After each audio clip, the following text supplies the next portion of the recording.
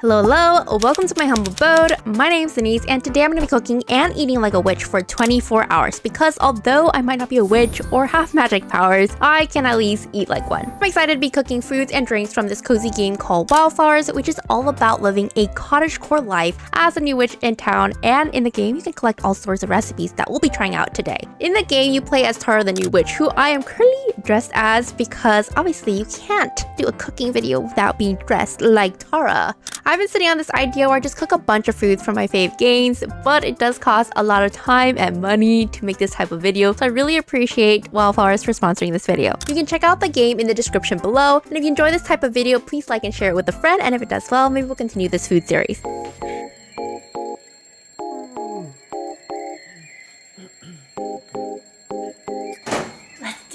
We of course have to start the day off right with some breakfast. Now, I don't really eat breakfast, but since we're doing a 24-hour challenge, it just made sense to at least make something small. So I started off the day by making an Avolatte, which is simply coffee and an avocado shell. Apparently, some baristas made it as a joke and it eventually caught on and pretty not mainstream, but definitely kind of popular-ish. It's now a real thing you can order at some cafes, but honestly, I'm not about to order overpriced coffee in an avocado shell, but we can try making it at home at a much cheaper price. In the game though, you can find this recipe for the Avolatte in level 20 of the mines hidden in a chest. Now, simply making regular old coffee and pouring it into an avocado shell seems a little too easy for me, so I whipped up the infamous Dalgona coffee, which everybody was making in 2020.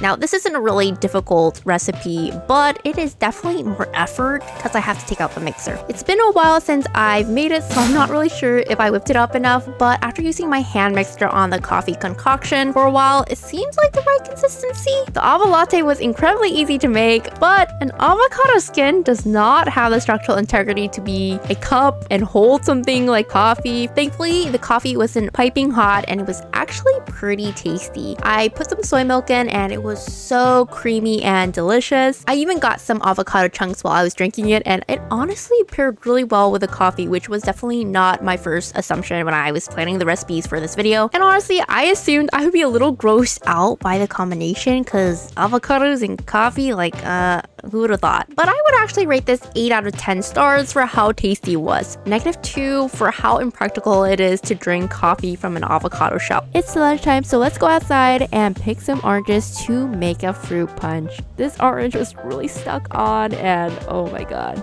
We finally got it though. I made 2 drinks and 2 recipes. I tried choosing a couple of drinks that would pair well with the recipes, and I made the fruit punch with some cranberry, pineapple, orange juice, and some strawberry slices. In the game, you can get the recipe for the fruit punch in a booklet at Cafe Moretti called Recipes for Beverage Buffs. I really started playing Wildflowers more this year, and so when they reached out to me to make a video for them, I was so incredibly excited because I absolutely love this game, and I love games about magic, as you can tell from some of my other videos. I think nowadays when you hear that there is another farming game, you kind of like dismiss it since there are already so many on the market already. And I felt the same way with Wildflowers, but I heard so many great things about Wildflowers, like the amazing voice acting and how fun everybody was having with it. So I wanted to give it another chance, and I'm honestly so glad that I did. For the main part of lunch, I made a smoked salmon bagel. You can find this recipe in the Recipes for Fish Fans recipe books from Soft and Sons Fish and Tackle Shop. The first 4 hours of the game is super chill and slower paced, so you can learn the core gaming mechanics, and it felt very by the books of a regular farming game where you visit your grandma's place after she falls ill, so you can help her around the farm where you find out you're actually a witch. And after playing the game for 8 hours, that's when the story really started to really progress, and as you continue your farm life, you get to meet all sorts of characters, which includes like magical beings around town. That's when like my obsession kind of started. I thought I learned all the core game mechanics within the first 4 hours, but no, I underestimated how much there is to this game. The game kept introducing like more features, magic skills, tools, machines, and quests that I could focus on if I was like ever bored. I always had something I could focus on, but it didn't feel overwhelming. Unlike other farming games that kind of just throw a lot of features at you in the first hour of the game. For newer gamers who maybe aren't as used to like playing games or like the mechanics of gaming, this is a really great introduction to to the world of gaming since the controls are incredibly accessible and easy to control. At this point in the day, I was so incredibly hungry, so this was a 12 out of 10 stars for me. The smoked salmon had a nice salty umami flavor that tasted so good with the cream cheese and the crunch of the onions. It was definitely a good idea to add a spritz of lemon to add tanginess to balance out the creaminess of the bagel. I added the onions for some extra flavor and crisp, but I wasn't really sure if I was going to absolutely love it, but it was actually really amazing and something I think I'll do more frequently. I did forget to add the avocado though, but there was already so much on the bagel, so the fruit punch was really refreshing and I just love the combination of flavors. You really can't go wrong with any of these ingredients, which is why I rate this drink 10 out of 10 stars. I didn't add apples like they did in the game, but I think it would have given some nice texture to the punch. For the dessert portion of lunch, I made the Texas brownie, which can be found in the mountains. Sometimes you can find like cool recipes by like digging up dirt mounds in the mountains. In real life, I usually find recipes in bookstores and even the internet, not necessarily hidden in the ground like a fossil, but it was definitely fun to find some. Currently, I'm trying to romance Wesley, who is a bookseller and a werewolf. I swear everybody is simping for him because he has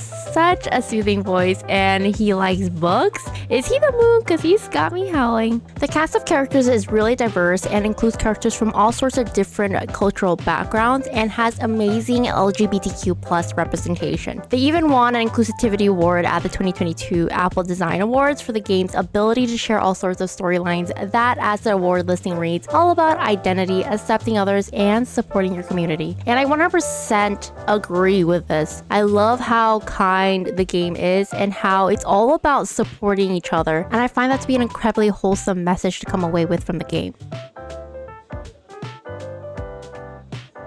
I used a brownie mix to make this brownie, but I definitely messed it up by putting in too many eggs and oil. I also undercooked the brownie, so I'm going to give this dish a 7 out of 10, just simply because I'm bad at reading directions. Otherwise, it was pretty delicious, especially with the strawberries. It tasted even better once I baked it for a little bit longer. It was super rich and flavorful, just don't eat too much in one sitting, because you might get a stomachache like I did.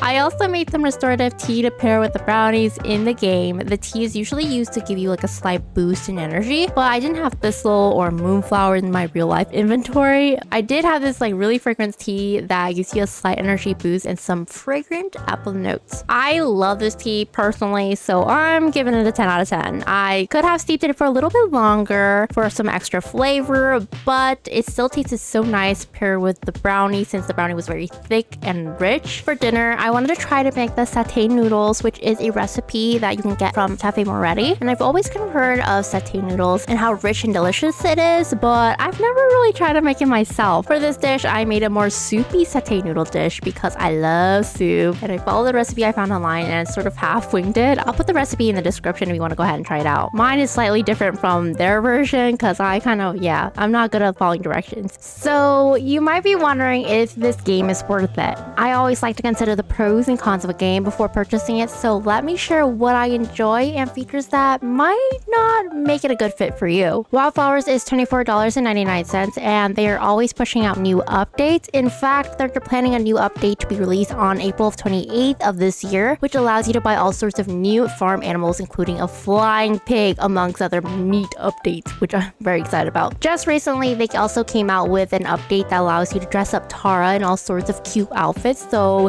you're not stuck in with just one outfit in the entirety of the game. This game does end once you finish the storyline, which can be a little sad for some people, but don't worry, you can get up to 35 to 60 plus hours of gameplay, which is a lot. And although the main story does end, the Wildflower dev team has been adding additional quests which has little bits of stories in their updates, and for those of you who just enjoys farming or doing fetch quests, you can still continue with the same gameplay. It's currently available on all sorts of platforms, which include the Nintendo Switch, iOS, PC, and Mac, which I think is very accessible to a lot of like casual gamers. So if you have any of these platforms, you can go ahead and try the game. I'm currently playing it on my Steam Deck and it runs so incredibly well. I also think the UI of the game is very well thought out. I remember in older Story of Seasons games, I got really annoyed by the UI because it made me do so many different steps and it just didn't make much sense. But Wildflowers did an amazing job of thinking thinking through how users would interact with the game and made it as seamless as possible, especially for newer gamers. And I think that's one of the reasons why it works so well on all sorts of platforms as well, because of how simplistic it is and how well thought out it is. One of the cons of the game is that you can't really make your own character, but the developers have a good reason for this choice.